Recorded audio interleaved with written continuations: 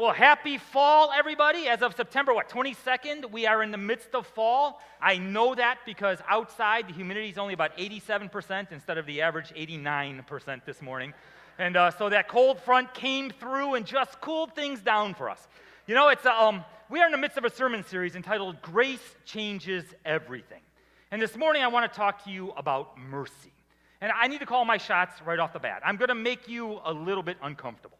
All right, I'm going to challenge some of your thinking, maybe some of the ways that you've acted here in the past. And so I'm going to make you a little uncomfortable. I may even make you squirm a little bit in your seats this morning. All right, I just need to start with this. Have you guys seen this? I love fall. I love pumpkin spice lattes. But have you seen pumpkin spice Spam? I actually went to 3 different grocery stores yesterday looking for it because I was going to challenge a family in here, and I could not find it anywhere in here, St. Petersburg. But no, that's not the uncomfortable part. I am going to make you uncomfortable this morning, and I want you to pause, and I want you to think about what I'm teaching this morning and how it impacts you and how maybe you can act. Because once again, there's going to be some pressure here. It was a couple of weeks ago, my wife, Suzanne, and my daughter, Reagan, my youngest daughter, Reagan, they went to Wawa to pump some gas and get some lunch. Okay, have you ever eaten at Wawa? That is good eating right there, okay? I mean, I'm telling you, you can't go wrong with Wawa. Guys, now you know where your next date night is going to be, right over here at the Wawa gas station.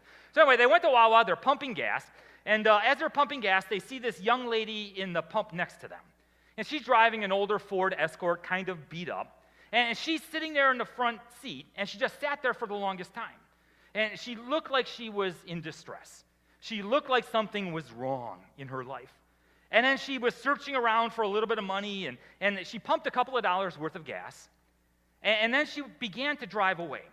But both my wife and my daughter independently were looking at this young lady thinking she needs help. And so my daughter jumps out of the car, and she stopped her, and she rolled down her window, and she asked her if she was okay. And she asked her if she needs anything. And my daughter asked her, he said, we're going to go buy a couple of sandwiches. Do you need a sandwich? I mean, do you need anything? And all of a sudden, this young lady just kind of let out. She shared with my daughter how she just found out she was pregnant. Her parents kicked her out of the house, and she's arguing with her boyfriend, and she has no place to go. She was completely and totally lost. She didn't want any money. She didn't need gas. She didn't need food, to which my daughter said, well, how about a hug? And she jumped out of the car, and they just simply embraced in the Wawa parking lot. They exchanged telephone numbers, and for several days, they kind of kept in contact. All that young lady needed was somebody to listen and to love her. Now, let me ask you, have you ever looked down your nose at somebody? I mean, have you ever looked at somebody, and you may not have verbalized it, but you thought to yourself, you know, I'm better than them. Maybe you're driving down the street and you pulled up to a stoplight. And there they are, that panhandler, walking up asking for money. And do you ever notice how we make judgments? And we make these judgments very quickly, right on the spot. I mean, let's be honest. Oftentimes, if there's 2 lanes, we'll pull up to the inside lane, right? Because if you're in the inside lane, well, the panhandler's on the outside lane. You don't have to make contact. You don't have to make eye contact or shake your head, no. And so if you stay on the inside lane, well, then it kind of protects you a little bit. There's a little bit of a buffer there. Or has this ever happened to you? You know, there's a panhandler up there, and you're like way back waiting for a red light. The light changes, and all the cars are going, you're going to make it, you're going to make it. And all of a sudden, the person in front of you stops, rolls down their window to give the person a couple of bucks, and you get stopped at the red light. Now, all of a sudden, your attitude is brewing as you're sitting there at the red light. Or maybe you went up 34th Street, and you know what's going on. Or maybe you're watching the national news, and you see all of the people crossing the border, and all of a sudden we make these judgments, right? Or maybe you know somebody who struggles with addiction. And once again, we make these judgments about these individuals. And oftentimes we decide that, you know what, they're unworthy. They've made one bad decision after another bad decision. They're undeserving of my help. In Matthew chapter 7, Jesus said, do not judge, or you too will be judged. The old King James, judge not, lest ye be judged. I heard it said that the definition of judgment is let me just size you up and then write you off. Do not judge. Thou shalt not size me up and write me off. But yet so often we do that. We see someone, or we see a situation, and we think they're undeserving. We think they're not good enough, that they're worthless, contemptible, unfit, that they made one bad decision after another. I mean, why is it that we are so quick? I mean, right off the line, we are so quick to make these judgments about others. Now, I think there's all kinds of reasons. Okay, I just want to touch on a couple. I mean, there's as numerous reasons that we could possibly come up with, but maybe we're a little bit jealous. Maybe we're just a little bit jealous. You know, the way that someone else is living their life, you know, as followers of Christ, well, we know we can't do that. And so we made the choice not to do that. And yet here they are, they're living, they're having a lot of fun. And it doesn't seem like anything bad is happening to them. There's no negative consequences. Their noses aren't growing or anything. And so I think sometimes we're just jealous because they're having fun. They're doing things that, well, you know what, you and I can't or won't. Or maybe it's out of fear or guilt. Maybe we feel guilty and we got these emotional conflicts going. We're trying to justify our own actions or our own attitudes. Maybe it's just a complete and total misunderstanding. You know, your imaginations always go for the worst. Your imaginations always go for the worst. And so when you see somebody and we make those immediate judgments, oftentimes it's our imaginations going for the worst. Or maybe we're just self-righteous. I mean, we've all been there, haven't we? Where we look at somebody else and we say, well, I'm better than them.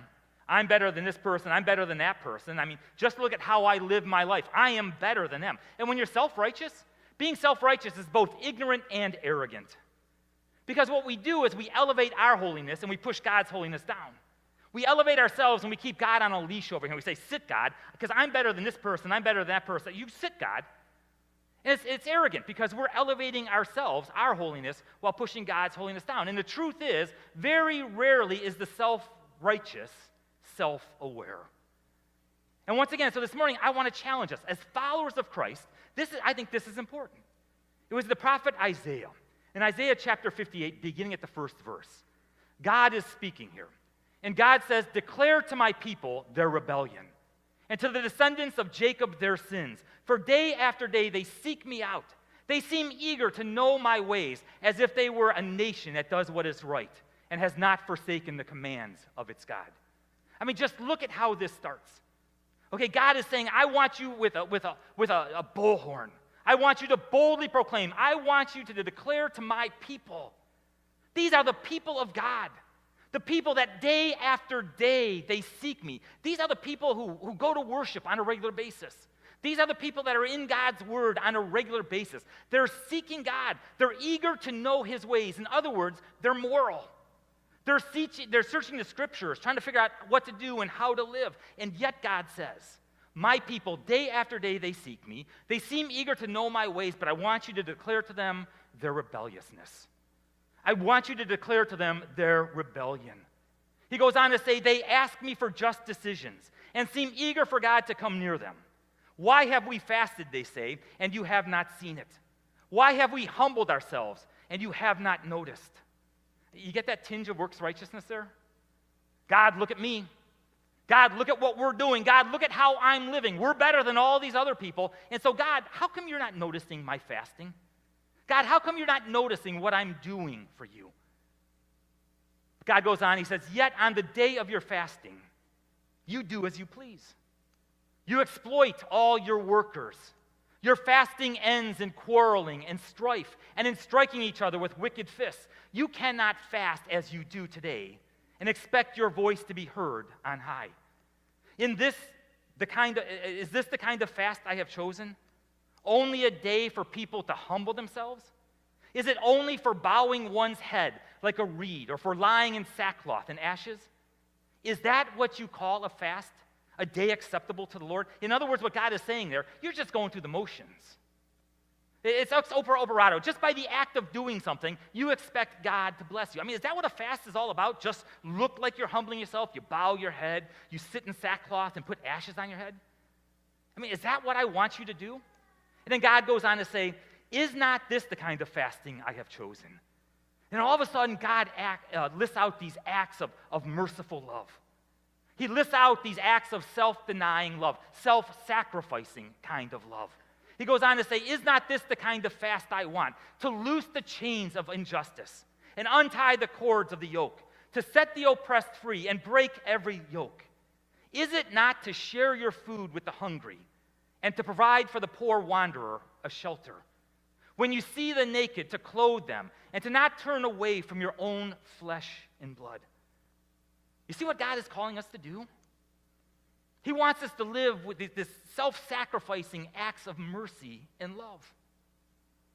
To feed the hungry, to share our food, to clothe the poor, and to not turn away from your own flesh and blood. I mean, that's a zinger right there that most of us would just kind of read over. Your own flesh and blood. In other words, what God is saying, we're all a part of the family of God. We're all his people. We're all part of his creation, created in the image of God, in the likeness of God. James, the brother of Jesus. Now, the brother of Jesus, he goes on to write in James chapter 2, the New Testament, what good is it, my brothers and sisters, if someone claims to have faith but has no deeds? Can such faith save them? Suppose a brother or a sister is without clothes and daily food. If one of you says to them, go in peace, keep warm and well fed, but does nothing about their physical needs, what good is it? In the same way, faith by itself, if it is not accompanied by action, is dead. Faith by itself, if not accompanied by action, is dead. Martin Luther put it like this: we are saved by faith alone, but the faith that saves is never alone. I mean, that's a powerful statement. Only faith in Christ saves, right? We have everlasting life. You and I, we're going to heaven because we have faith in Jesus, and we can never miss this. God is the author and the perfecter of our faith. The reason we have faith is because God blessed us with faith. It all starts and it all ends with God. Grace is God giving us what we do not deserve. Okay, so we're saved by faith, and that's a gift of God. But genuine faith will always produce good deeds. John, remember John, a disciple? John was right there at the very beginning of Jesus' ministry, and he was there at the end of his earthly ministry. And John writes this in 1 John, this is how we know what love is. Jesus Christ laid down his life for us, and we ought to lay down our lives for our brothers. I mean, that's the gospel message, right? Jesus paid the debt that you and I could never pay. We are saved by a sacrifice, and just as Jesus loved and sacrificed for us, you and I are called to love and to sacrifice for others. John goes on to say, if anyone has material possessions and sees a brother or sister in need, but has no pity on them, how can the love of God be in that person? Dear children, let us not love with words or speech, but with actions and truth. Now, have you ever thought about how does God identify himself? I mean, he identifies himself in all kinds of different ways, right? But have you ever been asked to introduce yourself? You know, when I'm asked to introduce myself, I normally do something like this. My name is Paul.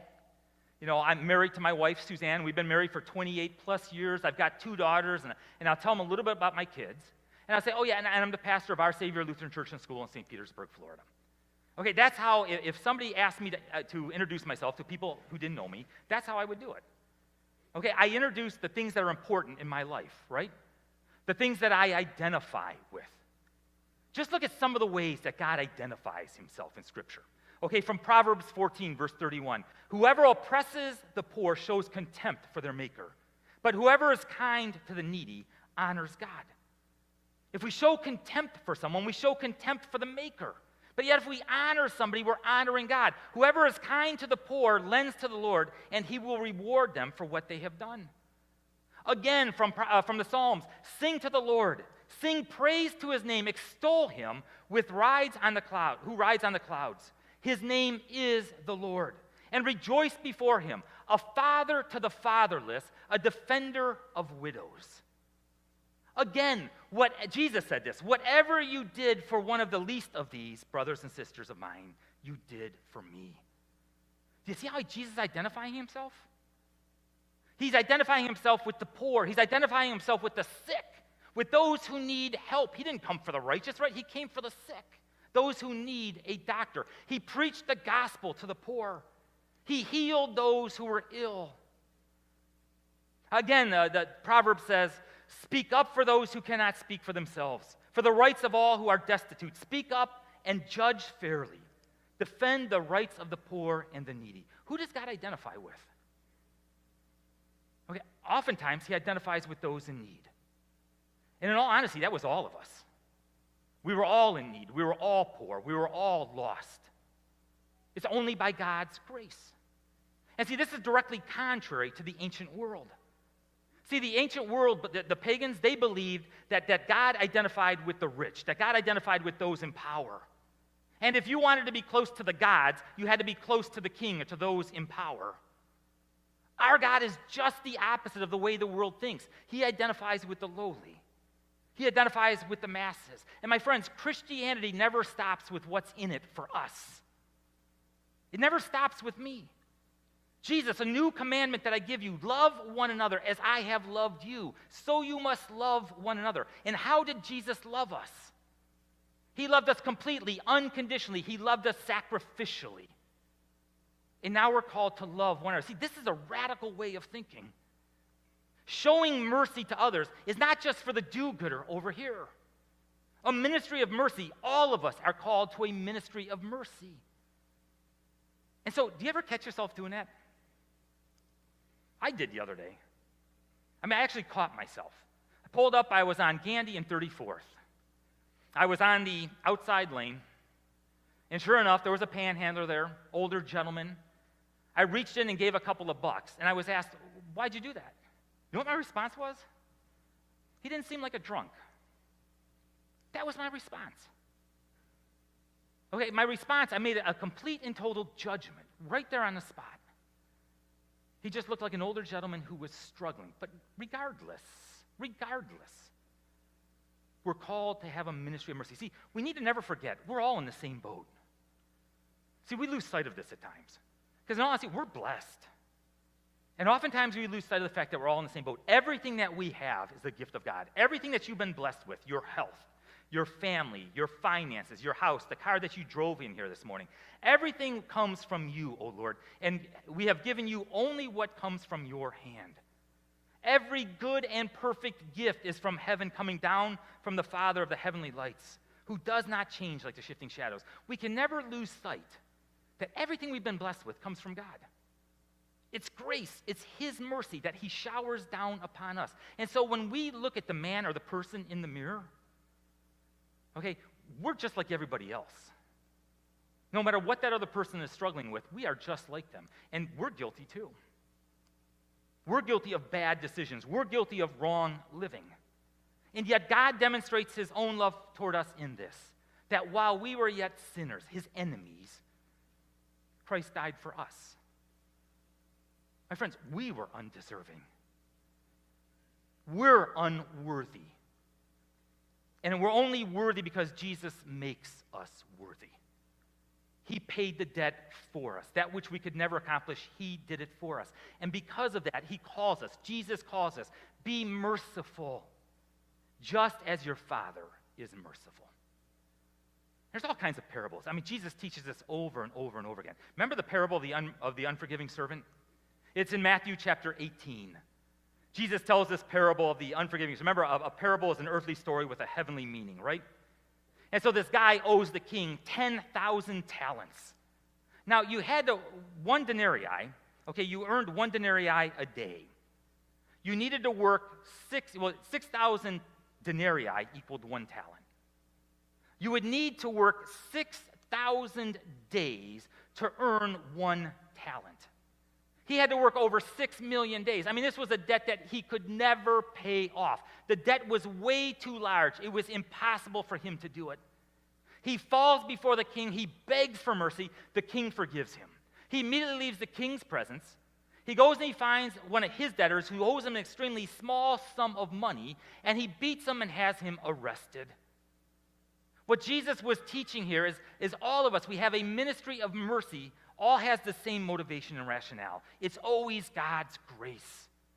As God forgives us, as God blesses us, we're called to forgive, we're called to bless others. You and I, because of God's grace, are called to a life of spontaneous, radical generosity.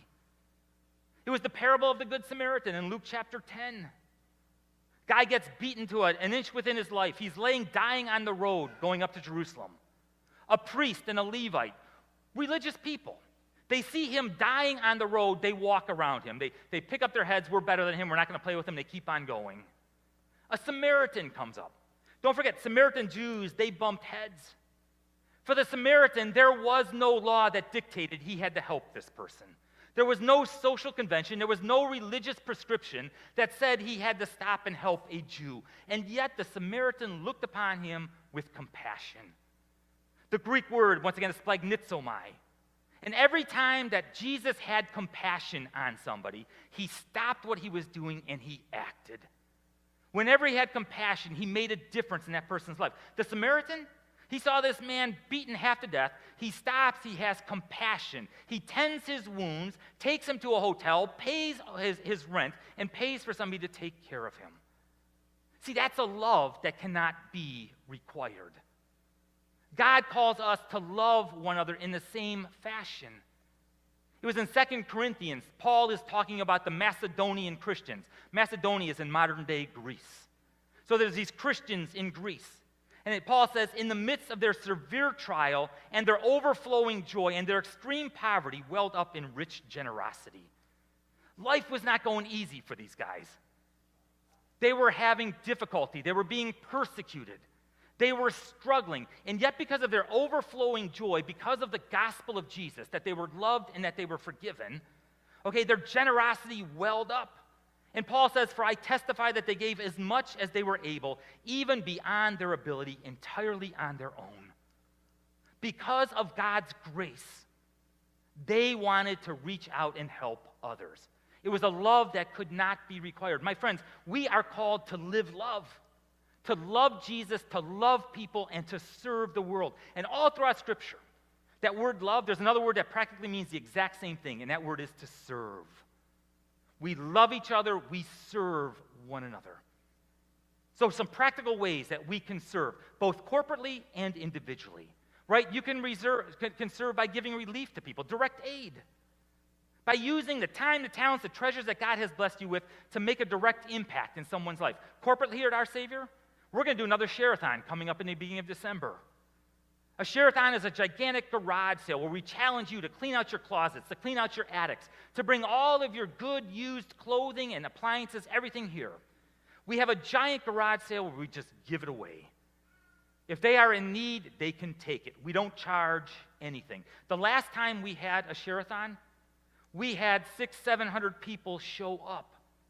The need was so great right here in our own backyard. It's direct relief. We're going to start collecting rice and pinto beans for the Amigo Center down in Immokalee, for our mission Immokalee, where we help the migrant workers. Because of COVID and the struggles of the last year, Mission Immokalee is in serious straits right now. They're struggling, they're hurting, they need our help, whether it be food or whether it be finances. Pack-a-sack, we feed 200 chronically hungry kids every week. Right here in our own backyard, we take the food to elementary schools right here in our own neighborhoods.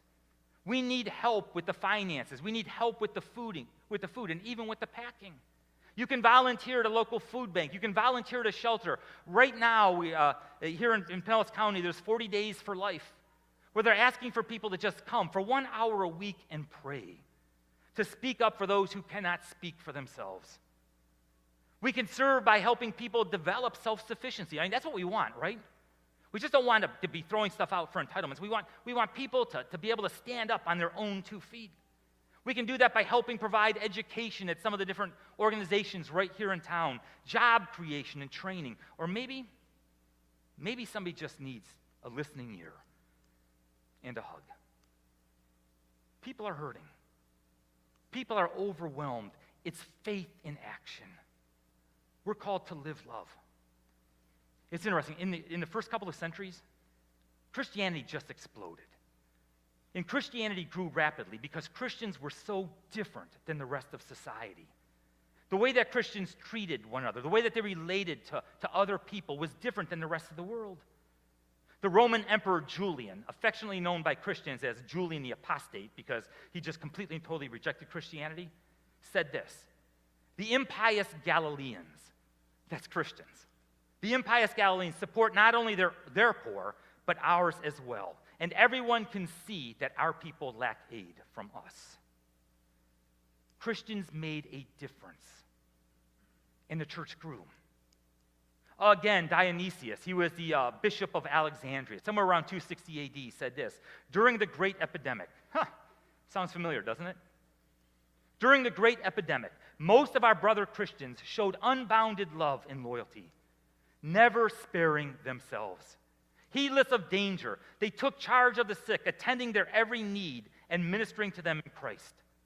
Many, in nursing and curing others, transferred their death to themselves and died in their stead. The pagans behaved in the very opposite way. At the first onset of the disease, they pushed the sufferers away and fled even from their dearest, throwing them into the roads before they were dead. And because Christians acted so differently, the church grew. My friends, as followers of Christ, we can see just how far Jesus went. We can see just how far God went. I mean, he humbled himself. He left his throne in heaven. He became incarnate, became a human being, born and placed in a manger. A manger was basically a feeding trough for animals, cut out of stone. That's where the baby Jesus was placed. He wasn't born into an aristocrat family. He wasn't born to wealth or to kings. He was born to a poor couple, born in a cave. On the 8th day, when they took Jesus to be circumcised, you had to give an offering. Mary and Joseph gave 2 pigeons. It was the poorest of offerings. Jesus, in his earthly ministry, said, "The foxes have dens, the birds have nests, but the Son of Man has no place to lay his head." When he was being crucified, the soldiers, they were casting lots for his clothing. His only worldly possession were the clothes that were on his back. Jesus knows what it was like to be humbled, to be oppressed, to experience injustice. The trial that he had was a sham as he was convicted and taken to be crucified. He stood before the powers of the world in that day, and he was killed for it. I mean, we can see just how far Jesus went that we could be forgiven. And so when we look at the life of Jesus, he wasn't just an example for us to live. Because if it was just an example, well, it wouldn't last all too long, would it? No, but as followers of Christ, we know that Jesus, he humbled himself. He became oppressed. He experienced injustice. He did it all to save us. I mean, that's the gospel. He gave his all. He emptied himself that we could have life. Isaiah says, he was despised and rejected by mankind, a man of suffering and familiar with pain. Like one from whom people hid their faces. He was despised, and we held him in low esteem. Surely he took up our pain and bore our suffering, yet we considered him punished by God, stricken by him, and afflicted. But he was pierced for our transgressions. He was crushed for our iniquities. The punishment that brought us peace was on him, and by his wounds we are healed. So if you ever look at somebody and you think, they're not deserving, they're unworthy. Whenever you do that, we need to see ourselves in that mirror, because we're not superior. That was us. And you know what? If we say and we look at it and say, yeah, but they just made bad decision after bad decision. Straight up, so have you. We've made one bad decision after another. And if the only way to help someone is to sacrifice for them, well, we were saved by a sacrifice, weren't we? He paid it all. What we could not do for ourselves, he did it for us. That's the gospel. And the gospel changes everything.